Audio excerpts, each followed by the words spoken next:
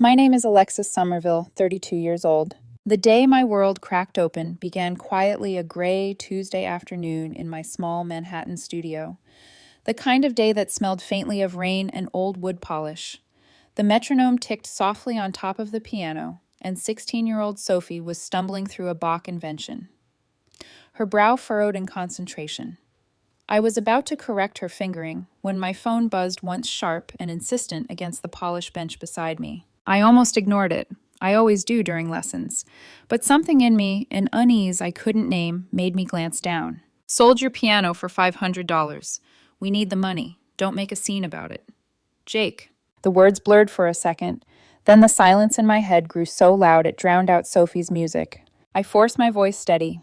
Try the left hand again. Measure 12. Keep the wrist loose. She obeyed, unaware that every note she played felt like a nail being driven into my chest. My grandfather's 1925 Steinway, the one he'd left me in his will, gone, sold by my brother, for $500. When the lesson ended, I smiled through my mask of calm, waved Sophie out the door, and sat alone, staring at the piano keys like they were a lifeline I couldn't grasp. For 10 minutes I couldn't move, just stared. Then I typed back, I understand. Jake's reply came instantly. Finally being reasonable, Mom and Dad are relieved. Relieved. The words stung. They'd made a decision about my inheritance, my piano, and they were relieved. I almost laughed at the absurdity. Instead, I turned off the metronome and let the ticking die away. 27 minutes later, my phone rang again. An unknown number, Manhattan area code. Hello, Miss Summerville. My name is Charles Morrison from Morrison & Associates Fine Arts. His voice was cultured, deliberate. I believe I just purchased a piano that belongs to you. My breath hitched. What kind of piano? A 1925 Steinway Model M, serial number 241847. The gentleman who sold it mentioned it belonged to his sister. I heard him moving papers on the other end. When I got it back to my workshop, I made quite a discovery. I tried to sound detached. What kind of discovery? Miss Summerville, he said, lowering his voice. Are you aware that this isn't an ordinary Steinway? It's one of the experimental models from Steinway's golden period. The soundboard is Sitka spruce, the action original, and the finish intact. But more importantly, he hesitated. This piano was owned by Vladimir Horowitz from 1926 to 1943. The authentication papers were still inside the bench. For a moment, the room spun. I'm sorry, what did you just say? Vladimir Horowitz, he repeated softly, almost reverently. There are only 3 of these pianos in existence, and yours, well, yours is the only one still in private hands. My throat went dry. Grandpa had told me it was a good piano with history, but this Horowitz's piano. Mr. Morrison, I whispered. What would something like that be worth? He cleared his throat. At auction conservatively, $2.8 million, possibly more. I laughed, then a single shaky sound. 2.8 million, and my brother sold it to you for 500. There was silence. Then quietly, I'm sorry, Miss Summerville. I leaned back, eyes fixed on the ceiling, the fluorescent light buzzing faintly above. My teaching studio suddenly felt like a parody, second-hand chairs, scuffed walls, a chipped metronome. My family had assumed this was all I was. A struggling piano teacher with no real success, no future worth respecting. Mr. Morrison, I said slowly, are you a good person? He sounded startled. I like to think so. Why do you ask? Because I'm about to tell you something that might make you question that. I told him everything about the will, about Jake's financial messes, about my parents' quiet complicity. I told him I didn't want the piano back out of greed, but because it was the only piece of my grandfather I had left. He listened in silence. When I finished, he said, What do you want me to do? Miss Summerville. Keep the piano, I said after a pause, but give me one day. I need to do something first. When the call ended, I sat there listening to the hum of the city outside the window. The rain had started faint drops tapping against the glass. I opened the lid of my studio piano and pressed one key, middle C. The note hung in the air, pure and steady. Grandpa used to say that the value of an instrument wasn't in what it cost, but in what it carried. Every scar, every note, every hand that ever touched it all stored inside the wood. I touched my reflection in the piano's polished surface. My students saw a calm teacher. My parents saw a daughter who'd settled. My brother saw an easy target. None of them saw me, and now they would. That night I texted my assistant Marina. Prepare the documents.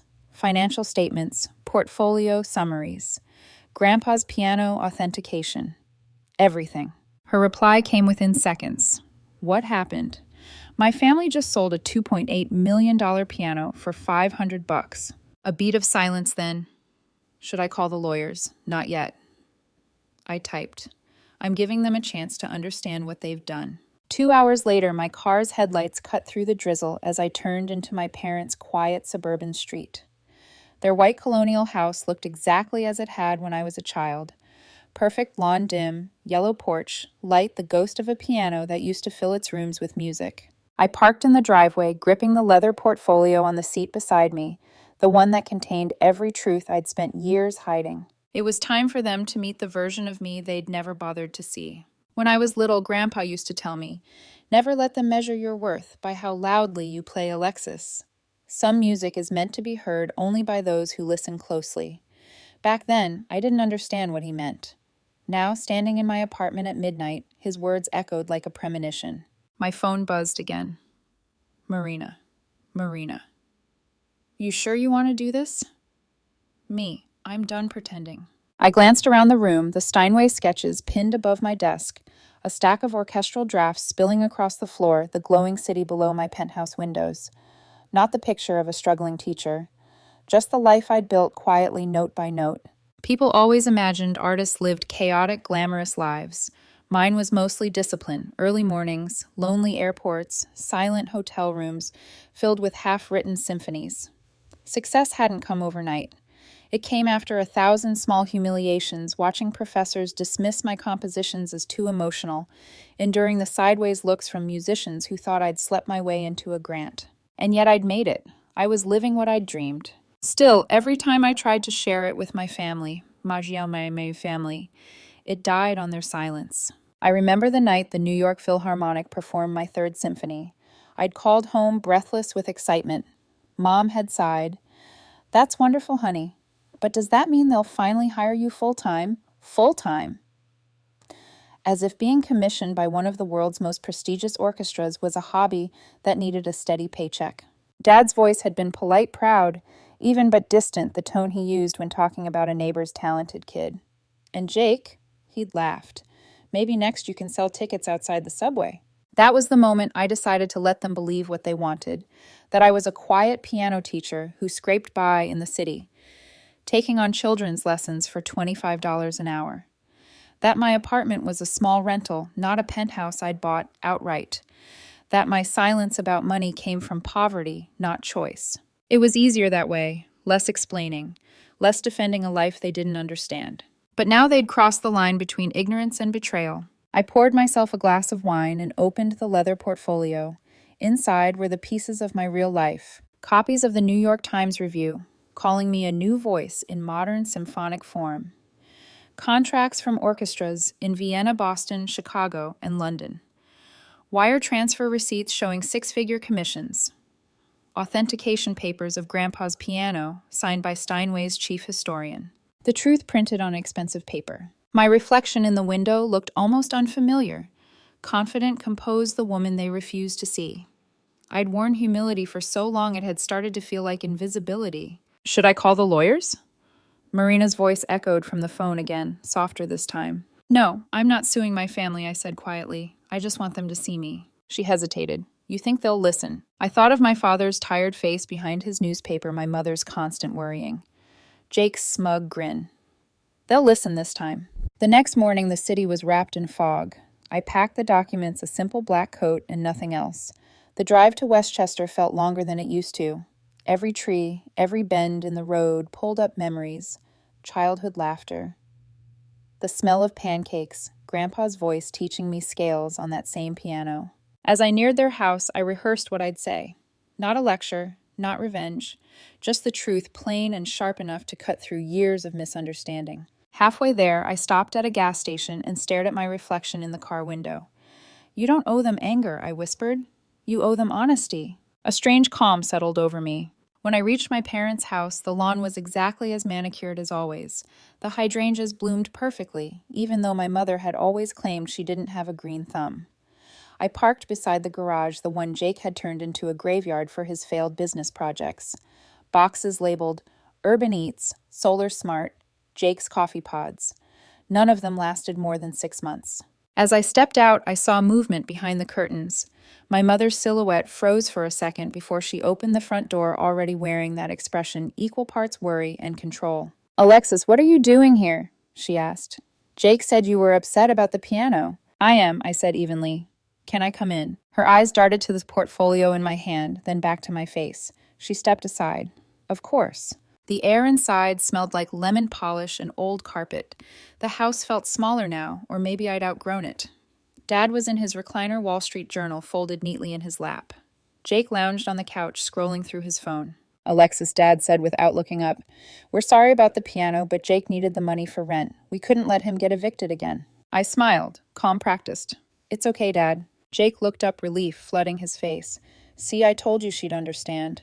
It was just sitting there collecting dust anyway." Collecting dust. I looked at the empty space where the Steinway had once stood, the pale rectangle on the floor where sunlight hadn't touched in years. Some of my best compositions had started right there, quiet nights when everyone was asleep. My fingers tracing melodies that no one ever knew became symphonies. Now it was a folding table covered with unpaid bills. Jake leaned back, arms crossed. "Besides, it's not like you could afford the maintenance. Those things cost a fortune to keep tuned." I placed the portfolio on the table and unzipped it slowly, deliberately. The sound made him glance up. "Jake," I said softly, "who did you sell it to?" "Some antique dealer? From the city? Knew his stuff? Morrison, I think. Why?" I pulled out the first paper, a pristine business card. Charles Morrison and Associates Fine Arts. Dad finally lowered his newspaper. I continued, my voice steady. "He called me Jake. After you sold it." Jake's eyes narrowed. "Why would he call you?" "Because he found something inside the piano bench." I laid the authentication papers on the table, the official Steinway letterhead, gleaming under the ceiling light. "He found this." Jake frowned, picking it up. "This says, Vladimir Horowitz." I nodded. The Horowitz, one of the greatest pianists who ever lived. Mom sank into the nearest chair. "Who?" "Never mind," Dad whispered, scanning the document. His eyes widened. "Alexis, what is a piano like that worth?" I pulled out the appraisal. $2.8 million. Silence, only the ticking of the old clock. Jake's face drained of color. "You're joking." "No," I said almost gently. "You sold a $2.8 million piano for $500. Their world tilted then. I could see it in their eyes. For the first time in years, they looked at me, not as their struggling daughter or irresponsible sister, but as someone they couldn't quite categorize. I folded my hands.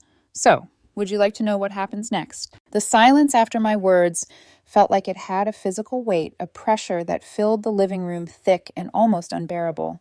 I could hear the faint hum of the refrigerator from the kitchen, the slow ticking of the grandfather clock that had once chimed softly in rhythm with Grandpa's late-night playing. Dad cleared his throat first. The paper in his lap, forgotten.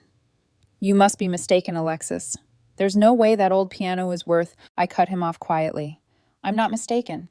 Charles Morrison is one of the top piano restorers in the world. He called me personally." Jake's hands trembled slightly as he flipped through the documents. "But it was in our house, Alexis. You never said you wanted it back." "I asked you to keep it safe," I said, my voice tightening. "I was paying for its maintenance, the insurance, even the humidity control system Dad installed. Remember that, Dad?" His brows furrowed. "You were paying for that?" "Yes. My accountant sent the monthly payments directly. Every single bill." Jake looked between us, eyes darting. "I didn't know that. I just thought you didn't have the money." I smiled, then not kindly. "You never asked." For a long moment, nobody moved. Mom reached for the papers with trembling fingers, reading slowly as if each line might save her from the truth. $2.8 million, she whispered. "Alexis, we had no idea." "No, I said you didn't. You never had any idea." Jake slammed the papers down and stood. "We can get it back. We'll call this Morrison guy, explain it was a mistake." I shook my head. "It doesn't work like that. You sold it. He paid you. The sale is legal." He blinked. "Legal. But it was yours." I looked him straight in the eye. "Exactly." That stopped him cold. The color drained from his face. Dad's voice cracked. "What do you mean?" I opened my portfolio one last time and pulled out a single yellow highlighted page, my grandfather's will. I handed it to him. "Grandpa left the piano to me. Not the family. Not Jake. Me." He read it twice before looking up. "You're certain of this?" "I was there when it was signed." Mom pressed her hand to her mouth. "Oh my God." Jake's jaw clenched. You could have told us. I did. You weren't listening. He stepped closer, defensive anger creeping into his tone. You made it sound like it didn't matter. You said keep it there until I'm settled. What was I supposed to think? That I trusted you, I snapped.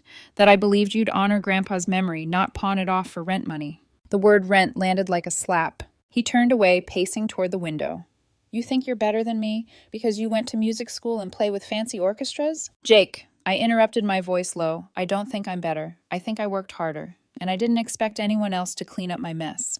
He spun around, eyes flashing. You always act like the victim, like the misunderstood genius. Because that's what you made me, I said. Every time I came home, you rolled your eyes at my work. Every time I shared an accomplishment, Mom changed the subject. You all wanted me small enough to fit into your idea of success. Mom started to cry softly.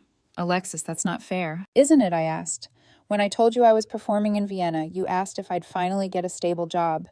When the New York Philharmonic played my symphony, Dad congratulated me by asking if I was saving for retirement. You didn't want a daughter who succeeded. You wanted one who stayed in her place. Dad's voice was hoarse. We were worried about you. I know I said softer now, but worry doesn't excuse ignorance. Jake collapsed back onto the couch, rubbing his face. I didn't mean to hurt you. I just didn't think it mattered. That's the problem, I said. You never think anything matters until it's gone. The room fell silent again. Only the faint patter of rain against the windows broke the stillness. Then Dad said, almost pleading, we can fix this. We'll call Morrison, tell him it was a misunderstanding. I took a deep breath and reached into my purse. I already did. I laid a check on the table. $2, $800, $1,000. Pay to the order of Alexis Summerville. They all stared. He paid you, Mom whispered. Yes. But why would he do that? Jake asked. Because he's honest, I said simply. Because he doesn't profit from other people's mistakes. And because I made him an offer he couldn't refuse. Dad's brow furrowed. What kind of offer? I handed him the final document, a signed contract from Morrison and Associates. He keeps the piano, restores it, displays it in his showroom with a plaque about its history. Music students can request time to play it. It'll be preserved and heard, not locked away. That's what Grandpa would have wanted. Mom looked up tearful. But why not keep it? It was yours. Because I don't need it, I said softly, and I don't need the money either. Jake looked skeptical. You're telling me you're rich. I turned my phone around, showing them my bank balance. Their faces froze. Dad let out a low whistle. 4.2 million. That's just your checking account. Yes. He blinked. How is that possible? I'm a composer, Dad. I write symphonies. Orchestras pay for them. Jake stared. But you teach kids. Because I like teaching. It reminds me why I started. Mom shook her head slowly, tears running down her cheeks. Alexis, we had no idea. I know, I said. That's what hurts the most. No one spoke. For the first time in years, they looked at me. Really looked. Not as their fragile daughter, not as their disappointing musician, but as someone they'd never taken the time to know. I gathered the papers back into the folder and stood. I'll leave this here. Keep it tonight. Read every page. Why, Jake asked. So you can understand what you almost destroyed. Dad rose halfway out of his chair. Alexis, wait. I turned at the door. You stole and sold a multi-million-dollar piano because you assumed I was too unsuccessful to own anything valuable. That's what needs fixing, not the sale. Mom's voice broke. Are we still a family? I hesitated, hand on the doorknob. We'll see, I said quietly, but things will never be the same. As I stepped out into the drizzle, I heard the faint echo of a piano in my mind, the way Grandpa used to play when I was little. Slow, patient, forgiving. For the first time in a long while, I wasn't sure if that music was meant for me or for them. The drive back to Manhattan was quiet, except for the sound of tires slicing through wet asphalt. Streetlights stretched into long gold streaks across the windshield. I didn't cry, not because I wasn't hurt, but because the ache had turned into something quieter, heavier, the kind of sadness that sat in your chest like stone. By the time I reached my apartment, the city had slipped into midnight fog. I hung up my coat, set the empty portfolio on the counter, and just stood there staring out at the skyline. Lights flickered like restless thoughts. Somewhere down below, a saxophone was playing on a street corner. My phone vibrated again. Dad. I let it ring out once, twice, then answered. Alexis, he said, his voice low and unsteady. We've been reading through the documents you left. Your reviews, your contracts, your achievements. Why didn't you tell us? I leaned against the window. I tried. You just never wanted to hear it. We were proud, he said softly. We just didn't understand. That's the problem. You couldn't imagine success that didn't look like yours. There was silence on the line, the kind that tells you a person's world is shifting. Alexis, we'll fix this, he said finally. I'll call Jake in the morning. He feels terrible. I almost laughed. Dad, he should. I know, but please don't give up on us. I wanted to say I already had. Instead, I said, "Good night, Dad," and hung up. The next morning, I woke to sunlight slanting across the room, sharp and merciless. I hadn't slept much. The portfolio still lay open on the counter, documents spread out like evidence in a courtroom. I poured a cup of coffee and stared at the check Morrison had written. The ink still looked fresh. $2,800, $1,000. Grandpa's piano. His legacy. My childhood sound turned into a number on paper. A knock came at the door. I knew that rhythm, instantly impatient, defensive. Jake.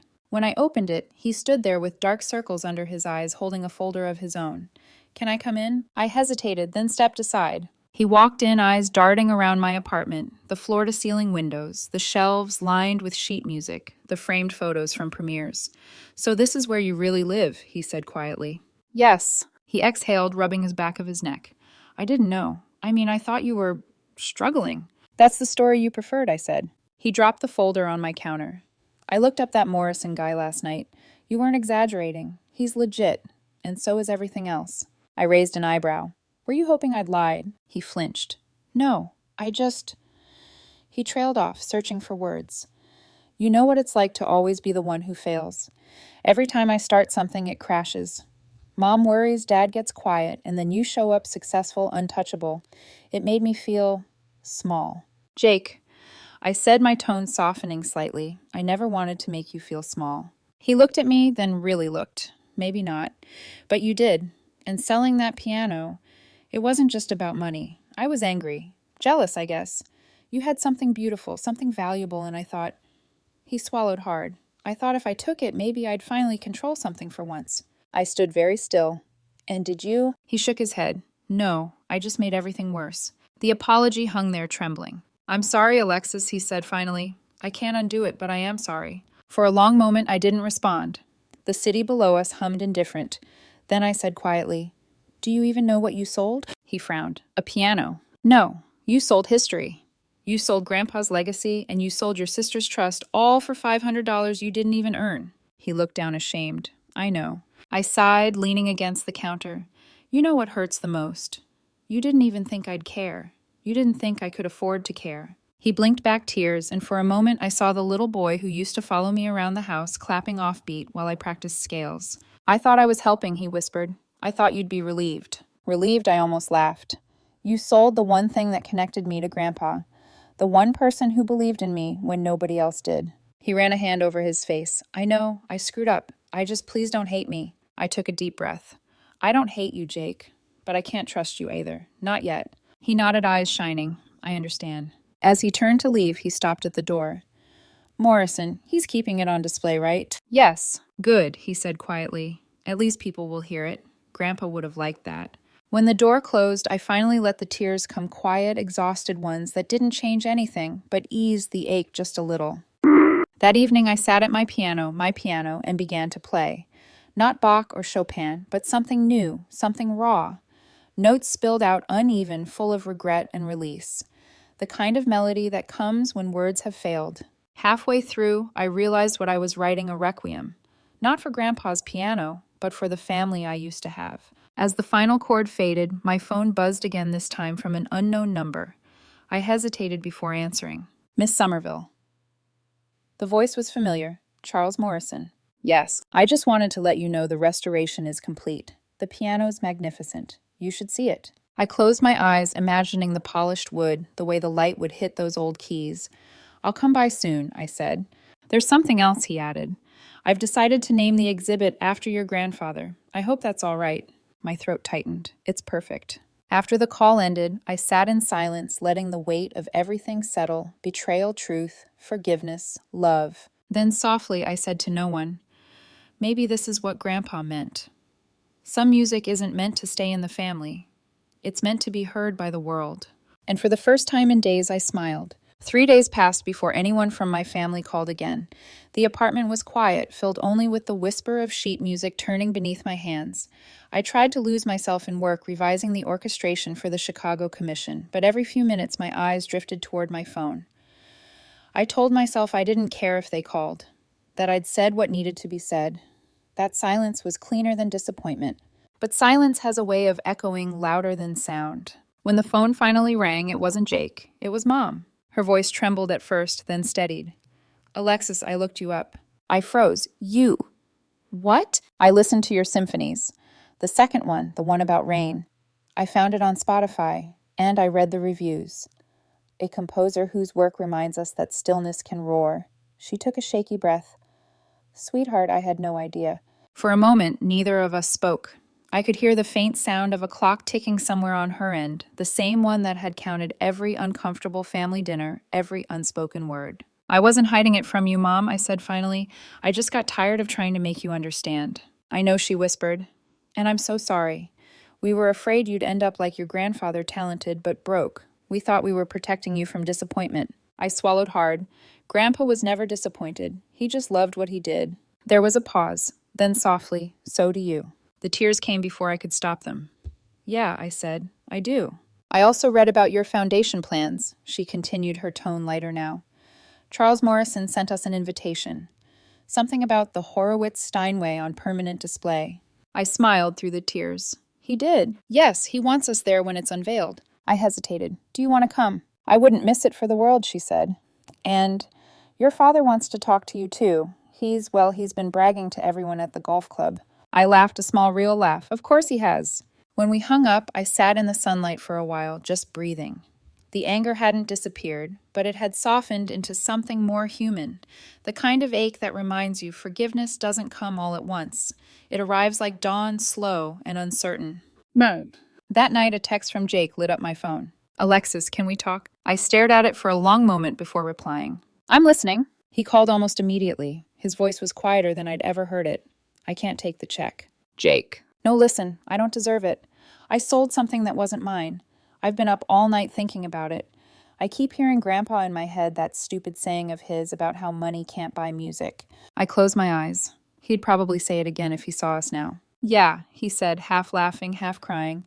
"You know what's messed up? I keep seeing his face. That look he used to give me when I cut corners practicing. Not angry, just disappointed." "Jake," I said softly, "you don't have to fix everything overnight." He sighed.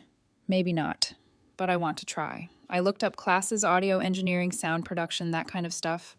Maybe I can actually learn something. Make music, not steal it. That caught me off guard. "You want to study music?" "I want to understand it," he said. "The way you do." Something loosened in my chest, a thread of hope I hadn't realized I was still holding. "If you mean it," I said quietly, "I'll help." "No, you won't," he said quickly. "You've done enough. I'm doing this on my own. But maybe one day you'll let me record your next symphony." I smiled. Maybe. When we hung up, I felt a strange stillness. Not peace, not yet, but something close. The kind of quiet that comes after a storm when the air is cleaner, the sky wider. A week later, I stood in Morrison and Associates Fine Arts staring at Grandpa's piano. It gleamed under soft lighting, every curve polished, every key restored. The plaque read, "The Horowitz Steinway on permanent loan from the Alexis Summerville Foundation. In memory of Charles Summerville, 1912 to 1999, who believed every note deserved to be heard." Morrison approached, smiling warmly. "It's found its home," he said. "Yes," I whispered. "It has." He gestured toward the bench. "Play it." I hesitated, then sat. The keys were smooth beneath my fingers, cool and familiar. I pressed one note, middle C, the same note I'd played the day I got Jake's text. The sound filled the room, bright, resonant, alive. I played a few bars of Grandpa's favorite piece, Chopin's Nocturne in E-flat major. The melody unfurled like silk, delicate and aching. For the first time in years, I didn't feel alone while playing. When the last note faded, I realized Morrison wasn't the only one listening.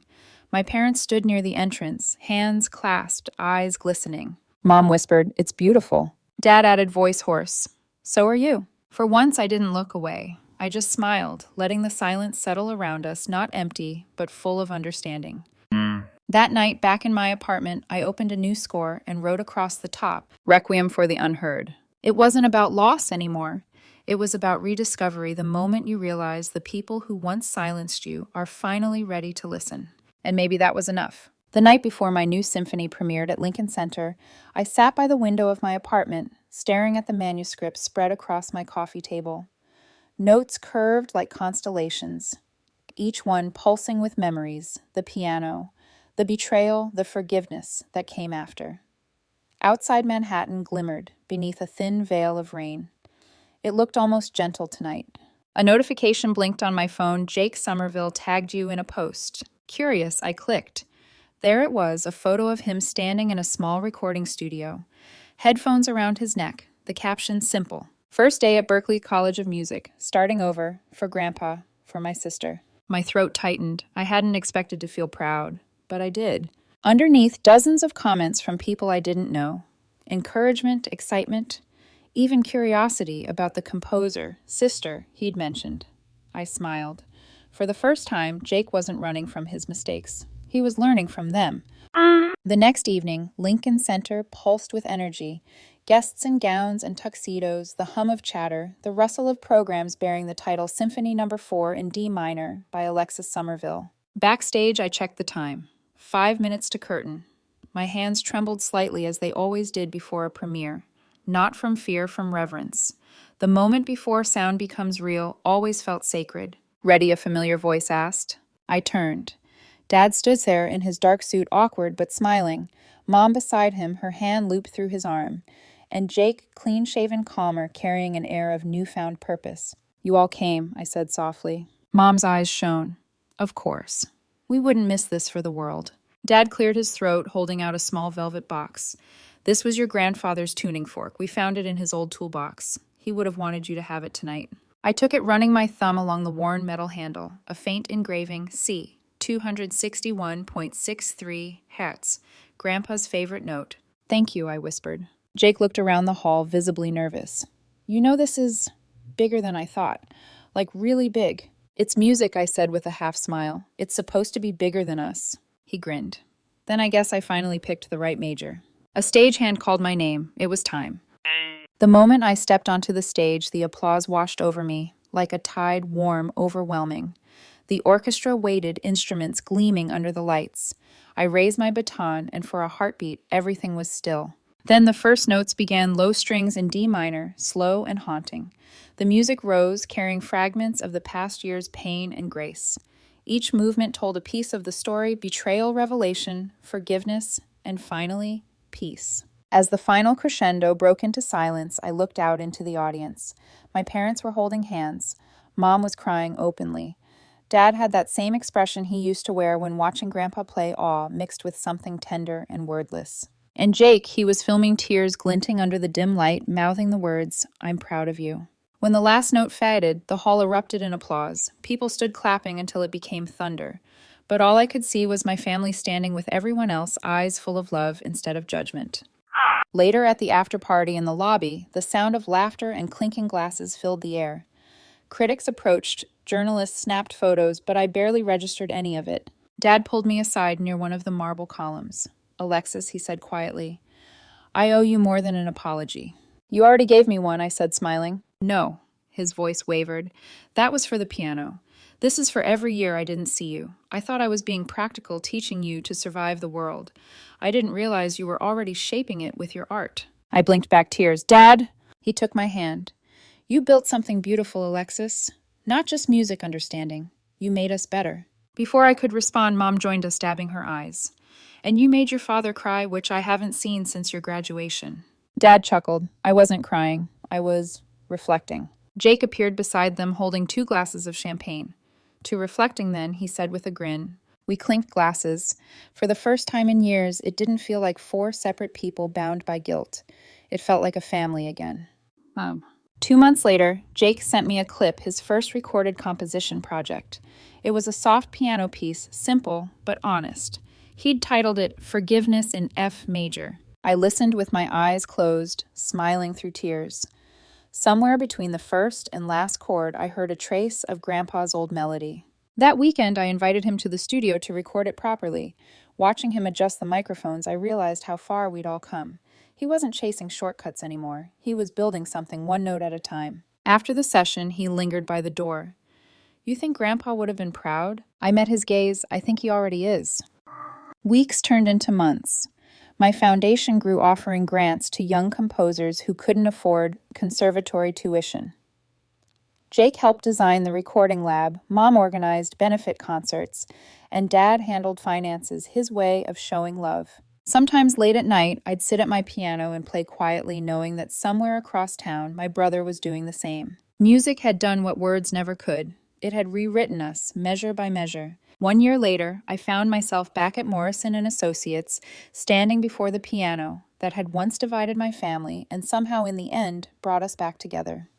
The Horowitz Steinway gleamed under soft gallery lights, its lacquered surface reflecting the faces of everyone gathered.